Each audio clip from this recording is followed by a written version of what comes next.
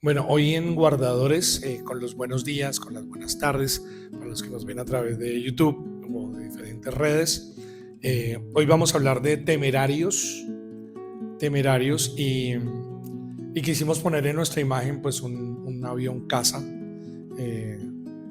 más o menos de la Segunda Guerra Mundial, que fue cuando se hicieron famosos estos temerarios, aunque esto venía más atrás. En la Segunda Guerra hablamos de 1945, eh, pero desde el 1200 se conocía el famoso o los famosos kamikazes. Los kamikazes, que los conocemos como esas personas que se han inmolado, que han dado su vida, que tienen esas operaciones suicidas en contra del enemigo. Y ahora vamos a conocer un poquito la historia, porque el término temerario, aunque yo venía estudiando algunas cosas de la Biblia, que ya se van a dar cuenta de algunos personajes de la Biblia que considero temerarios, me gustó una frase que dijo un japonés, y se la voy a compartir también. Pero imagínense que kamikaze, la traducción es viento divino, y eso me gustó mucho, viento divino. Y resulta que los japoneses llamaban viento divino kamikaze porque por allá en el 1200 ellos fueron o intentaron invadirlos, pero dice que y ocurrió un milagro en medio de ellos, porque los mongoles fueron a invadirlos. Primero llegaron hasta sus costas, hicieron unos ataques en el 1200 contra Japón, y fue la manera como de tantear el terreno. Pero al cabo de unos días volvieron con más fuerza y ya estaba declarado que los iban a destruir. No había cómo se pudieran defender los mongoles. Pero imagínense que se levantó un tifón, un fenómeno natural, y los tifones hundieron todas las barcazas mongolas. O sea, imagínense lo que ocurre, que usted venga una situación natural y lo libere, como lo que pasó cuando se les vinieron las tribus de Moab y de Amón al pueblo de Israel, y entre ellos se mataron. Ocurrió un milagro y ellos lo llamaron kamikaze, que era viento divino. Después la palabra evolucionó, pero terminaron llamando kamikaze a esto que les voy a nombrar. Ya en la Segunda Guerra, como Japón no podía hacer frente al enemigo, entonces hubo un hombre, este es el hombre que les digo, Takehiro Onishi. Takehiro Onishi, no tiene que aprendérselo, no lo busque, no está en la Biblia, pero Takehiro Onishi fue el vicealmirante que creó los famosos kamikaze, que para ellos no se llamaban kamikaze, era una operación que era Tokotai. Me la aprendí todo. Es Tokotai. Tokotai era el que estaba entrenado para montarse en un avión caza que lo habían cargado de explosivos con el propósito de ir a los portaaviones norteamericanos y estrellarse contra ellos. No había otra. No tenían armamento para defenderse. Entonces la única manera que tenían era entrenarse para eso. Resulta que era un entrenamiento.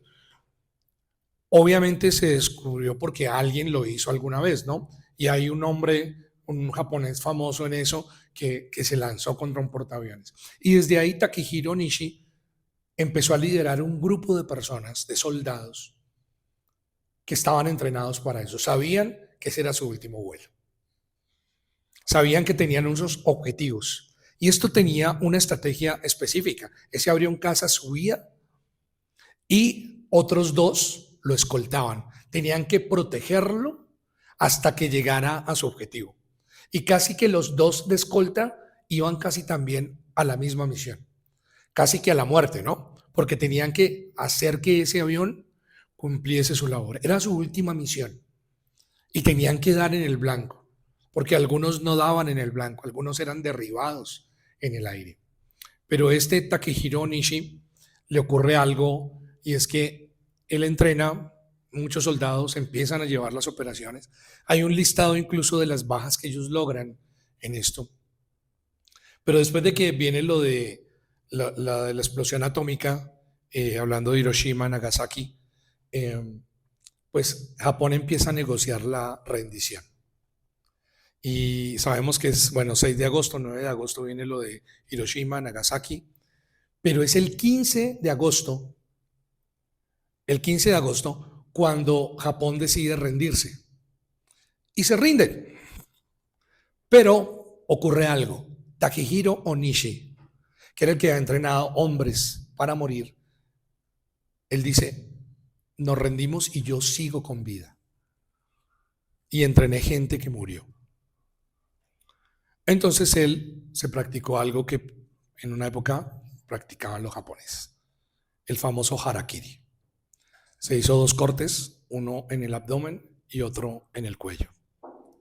Con tan mala suerte, dice la historia, que el corte que se hizo en el estómago lo hizo perfecto, pero el corte que se hizo en su garganta no fue lo suficientemente bien hecho. Por lo tanto, sus soldados quisieron asistirlo, no aceptó la asistencia médica, ni tampoco quería golpes de gracia. Duró 16 horas agónicas muriendo. Pero como esto fue preparado, dice que él, cuando supo de la rendición, el mismo 15, habló con sus soldados, dejó todo organizado y escribió una carta. Y luego hizo harakiri. Y en la carta está pidiendo perdón a las familias de los soldados que murieron, que él tuvo que entrenar.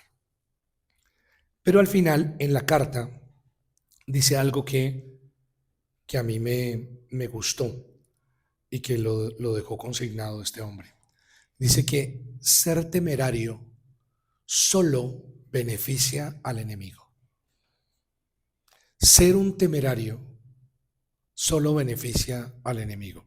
Y luego amplía que atacarse a sí mismo y perder la vida a sí mismo, dice, al único que beneficia es al enemigo. ¿Por qué? Porque terminó entregando vidas, pero me gustó la frase de temerario y la quise adoptar, y no quiero con eso decirle si usted está de acuerdo con la frase o no, sino que lo quiero adoptar para el tema que yo estaba viendo en la Biblia, que hay muchos temerarios en la Biblia, y ser temerario solo beneficia al enemigo. Cuando usted es temerario, y entendamos que el término temerario no tiene que ver con valentía necesariamente. Usted ve gente muy temeraria y es gente que no respeta. Es un acto de inconsciencia. O sea, van a la ciega. Usted ve pasar esas motos a unas velocidades que usted dice, ¿en serio? ¿En serio estás tan pagado de ti mismo?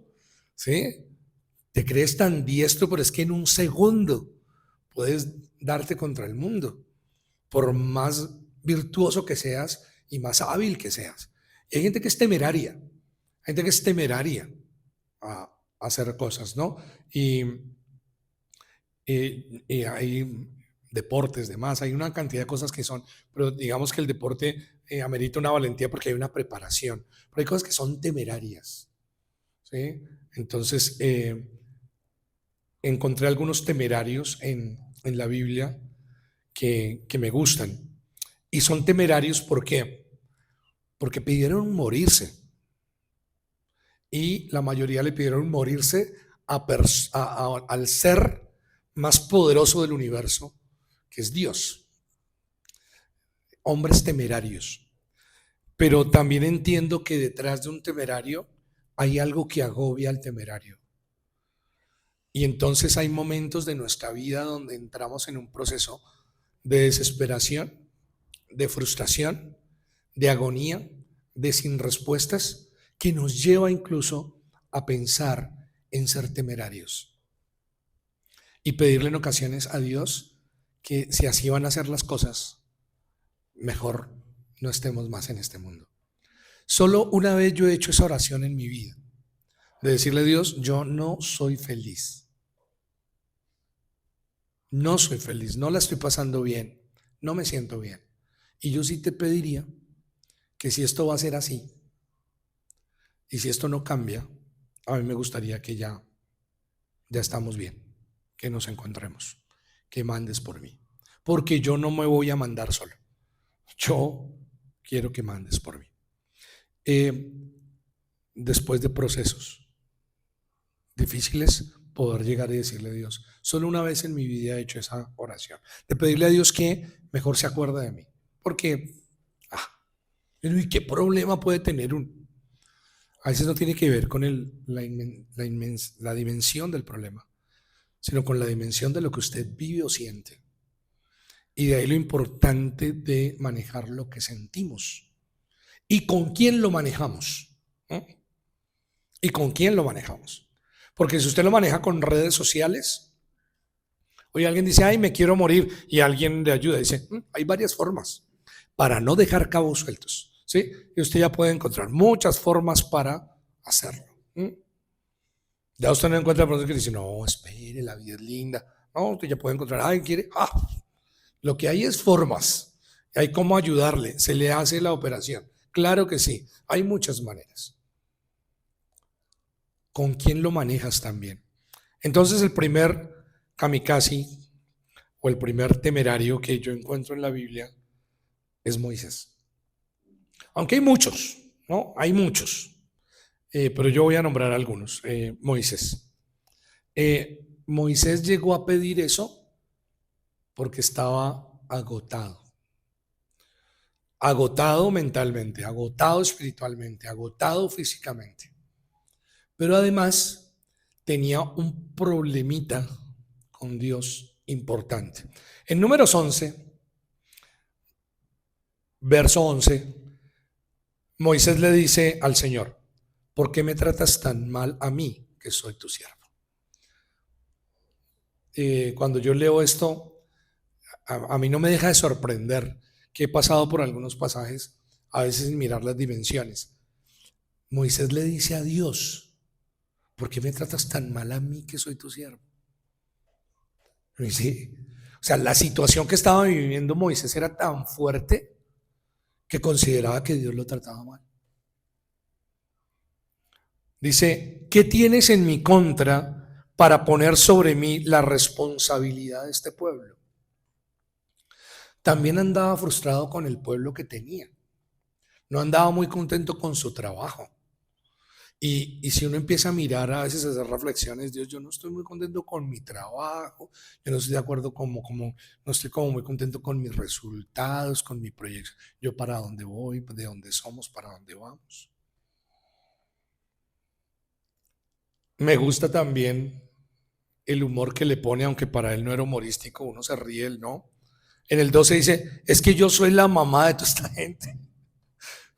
Me gusta. Es que yo soy la mamá de toda esta gente. Me gusta, ¿no? Que Moisés le dice, Dios, ¿por qué me tratas tan mal? ¿Qué tienes contra mí?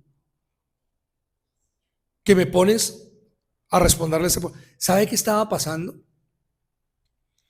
Que el pueblo venía a pedirle consejo a Moisés y Moisés ya estaba cansado, aturdido.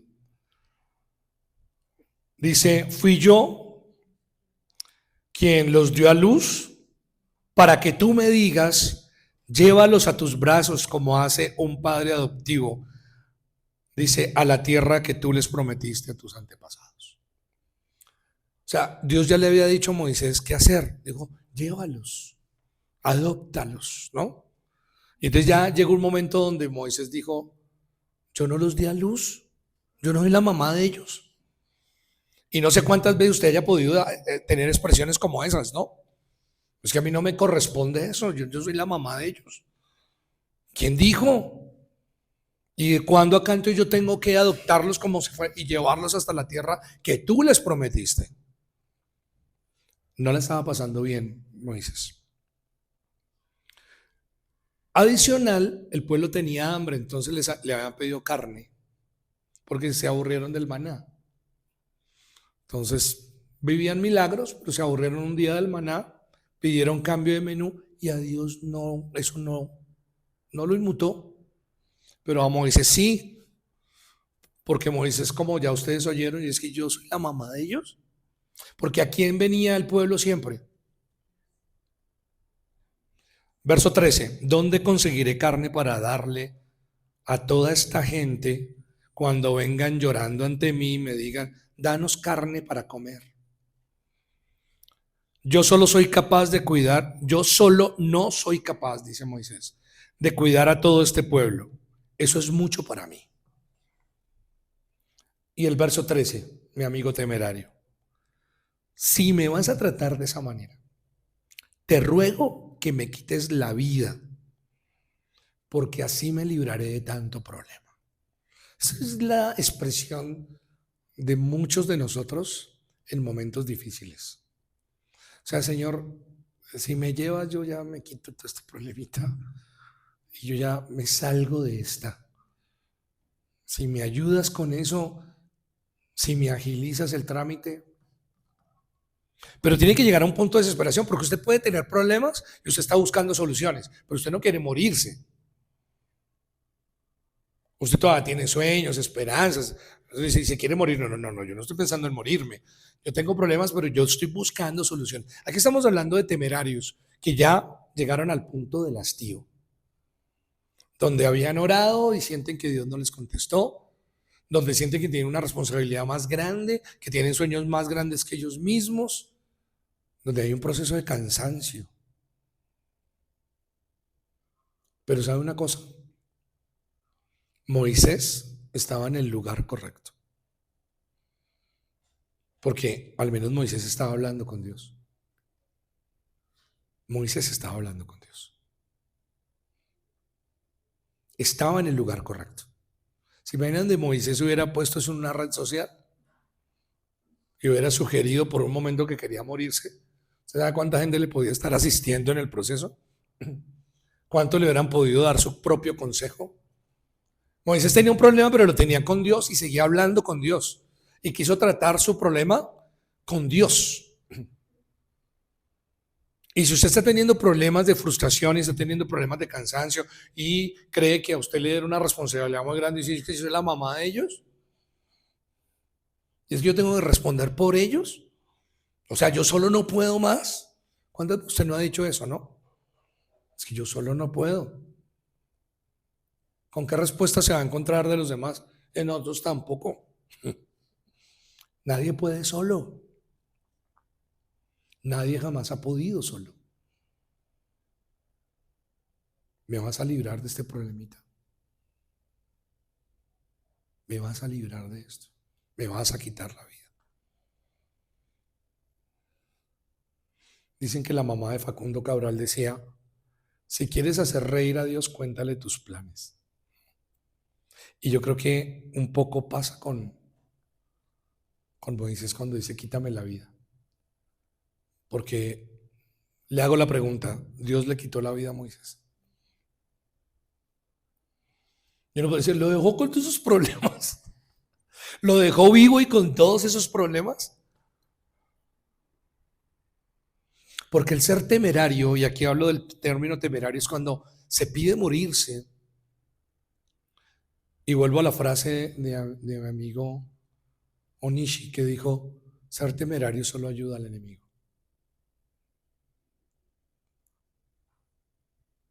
Y el querer perder la vida y el andar a toda hora queriendo morirse, al único que beneficia es al enemigo, porque está frenando el propósito que Dios tiene con usted.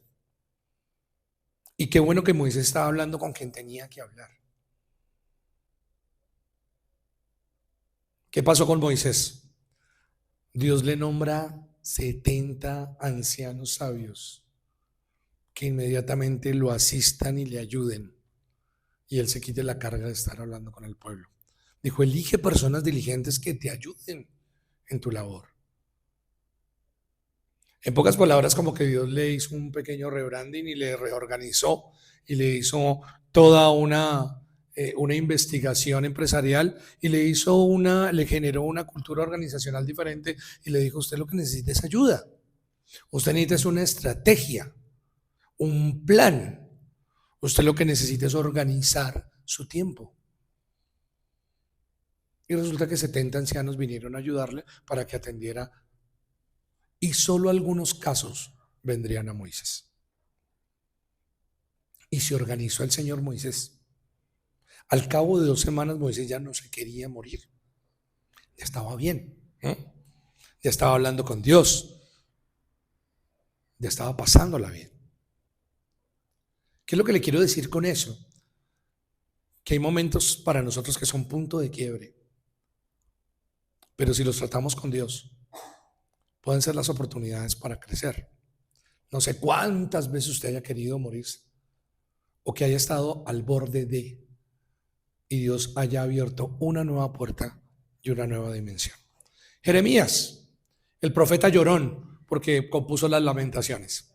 Jeremías tenía un cansancio emocional horrible. Tanto que un día dijo, maldito, un profeta, hágame el favor, diciendo, maldito el día que nací. Y lo dijo de esta manera, maldito sea el día en que nací, maldito sea el día en que mi mamá me trajo al mundo, maldito sea el hombre que hizo sentir feliz a mi mamá cuando le anunció, es un niño. Me impacta esto de Jeremías.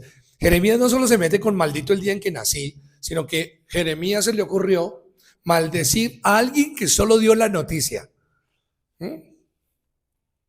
Que uno dice, ¿por qué la Biblia deja consignado esto? Maldiga el día en que nací, pero yo me imagino al que anunció, es un niño, y yo ¿qué culpa tengo?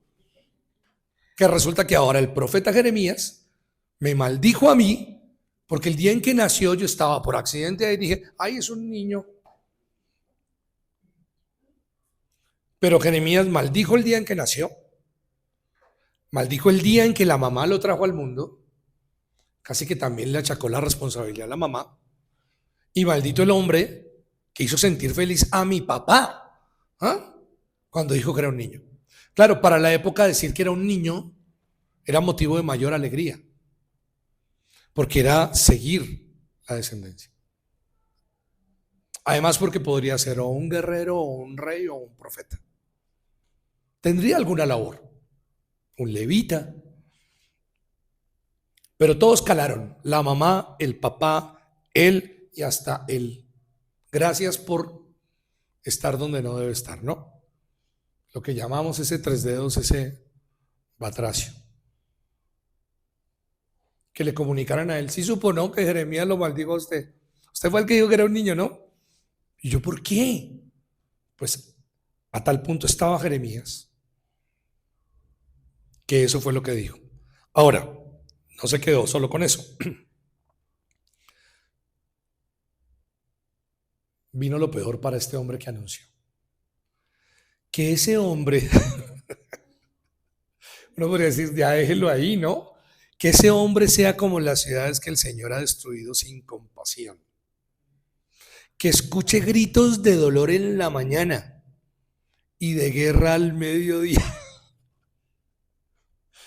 O sea, yo no sé si Jeremías conocía al que dio el anuncio, pero independiente de ello, no sé por qué se ensañó más con él, ¿no? Con el mensajero. Y que le llegue la notificación, no solo lo maldijeron, por ahí dijeron, ¿cómo es que, como las ciudades que Dios destruyó, que usted escuche gritos de dolor en la mañana y de guerra al mediodía? Afortunadamente, esta maldición no operó. Porque por más profeta que fuera, un profeta es una ley inferior a la ley superior de Dios. Por eso yo creo que cuando maldijo como que... Y yo creo que inmediatamente el que supo que le habían echado una maldición fue donde Dios, mira, yo solo dije que había sido un niño. Como que Dios no le pare bolas a Jeremías. Jeremías no le está pasando bien. Ahorita no escuchen a Jeremías ni nada de lo que Jeremías diga. Yo cuadro con Jeremías, usted siga su vida tranquilo. Pero yo creo que él dijo, yo no vuelvo a anunciar a ninguno, y menos si se va a volver profeta. Sigue Jeremías, ¿por qué no me mató en el vientre mi mamá?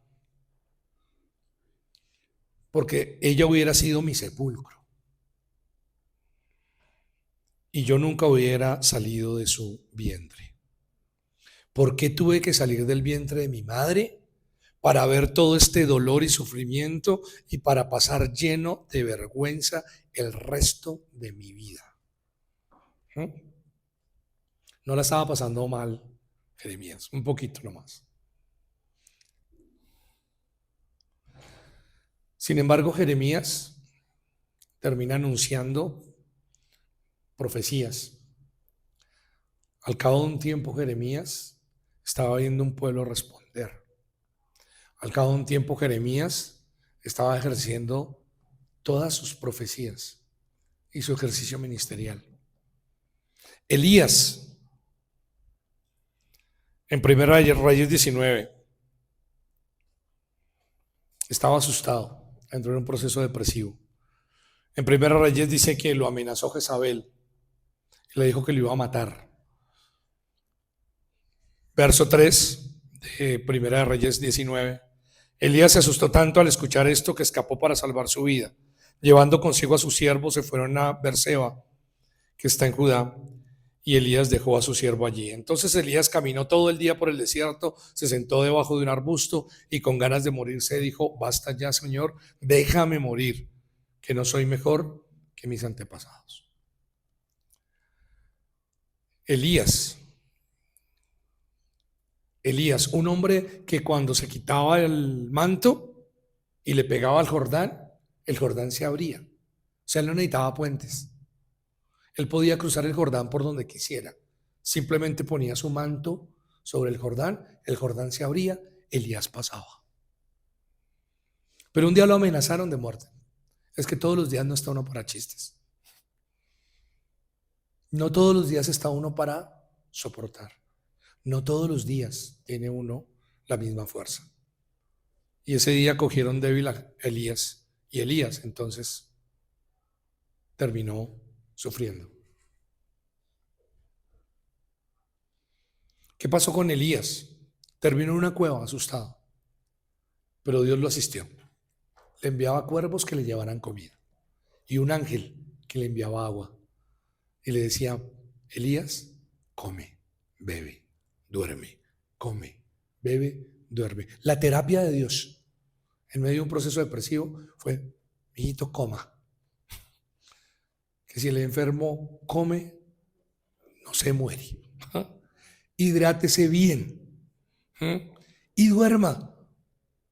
Una higiene del sueño para Elías, que estaba agotado. Hay momentos de desesperación, sí. Hay momentos que, aunque veo la gloria de Dios, hay momentos donde sufro y se me embolata la fe. ¿Cómo termina? Sale de la cueva, remasterizado Elías, y va y unge nuevo profeta y unge nuevo rey para los propósitos de Dios. Lo que le quiero decir con esto de ser temerario, y que ser temerario solo beneficia al enemigo, es que cuando usted sienta que ya no aguanta más, siga tratando las cosas con Dios, porque Dios todavía tiene planes con usted. Y si usted sigue de temerario, queriendo perder la vida, pues el único que va a ganar es el enemigo, porque Dios tiene un plan con usted. Termino con esta criatura que es Job. Hay muchos que pidieron. Habacuc pidió, Jonás pidió morirse, pero bueno, no quería coger a Jonás porque yo ya lo usaba muchas veces y ya me da pena con él. Pero Job, que de poco hablamos de Job. Es que Job las tenía todas. O sea, usted le podía preguntar a Jonás por qué quiere morirse y tendría una o dos razones. Moisés, lo mismo. Pero a Job usted no le pregunta por qué quiere morirse, dice por cuál de todas quiere morirse. Job estaba enfermo, desahuciado. Job había perdido sus hijos. Job había perdido sus riquezas, sus bienes. Job tenía pésimos amigos. En un momento de desesperación, su esposa lo miró y le dijo: Job, maldice a Dios y muérete. Un apoyo emocional, esa ayuda idónea que uno necesita en esos momentos, que le dé una palabra de aliento que lo impulse, ¿sí? Le dijo: maldice a Dios y muérete. Y eso suena muy injusto hacia la mujer de Job. Ahora, ¿usted se imagina que cuando estamos hablando de Job, estamos hablando de que ella recibió las mismas malas noticias? Solo que ella no estaba enferma, pero ella perdió a sus hijos también. Ella perdió sus bienes también. Y ahora tenía al hombre que amaba desahuciado. viéndolo cómo se rascaba con un tiesto. O sea, el estado de desesperación de esta mujer era muy fuerte. Y fue tan temeraria que dijo, maldice a Dios y muérete. Solo que ella sí tenía un problemita con Dios más grande, que algún día hablaremos de eso. Bueno, Job dijo, ¿por qué no morí yo en el vientre o al salir de él? ¿Por qué hubo rodillas para recibirme y pechos para amamantarme? Suspiros me vienen, que me gusta cómo termina, porque si usted lo lee todo el Job 3, es el lamento de Job por haber nacido. O sea, la estaba pasando tan mal. Y ahí sí, yo creo que uno diría, no, pero es que Moisés también. Cuidado, pues nadie le puede pedir un consejo. Ay, ese Jeremías tan llorón. Pero de pronto con Job usted podría decir, ¿y Job que quiere morir? Si dice, no, pero es que antes. No, es que qué pecado. Es que también a Job le tocaron todas. No, qué pecadito. Es que con justa razón. Todo es un lamento. Pero me gusta cómo termina ese Job 3. Dice, suspiros me vienen en lugar de alimento. Mis lamentos fluyen como el agua. O sea, este hombre ya no tenía nada bueno en esencia. Dice, lo que más me temía fue lo que me sucedió. No tengo paz, ni sosiego, no hay descanso para mí, sino ansiedad. O sea, el calabozo en el que vivía Job era terrible. Sin embargo, Dios sana a Job.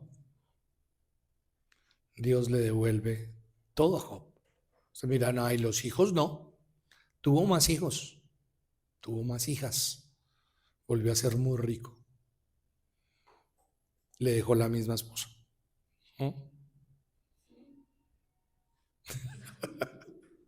Restaurada. Restaurada. Porque ser temerario lo único que beneficia es al enemigo.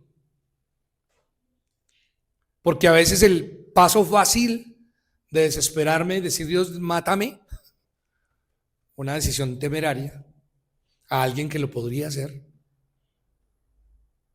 pero Él tiene un propósito con cada uno de nosotros. Dios todavía puede escribir un capítulo en tu vida que ni siquiera te imaginas. Termino con esto que es para nosotros, porque así como está Job, puede estar su propio nombre acá. De decir, Señor, ¿y cómo qué va a pasar conmigo? Primera de Pedro 5:10 dice, pero Dios, quien nos llamó para compartir su gloria eterna en Cristo, les mostrará todo su generoso amor. Sufrirán por un tiempo, pero después Dios los sanará, los fortalecerá, los apoyará y evitará que caigan. Él tiene todo el poder para siempre, así sea. Este es el proceso de los temerarios. Y en la Biblia hay muchos.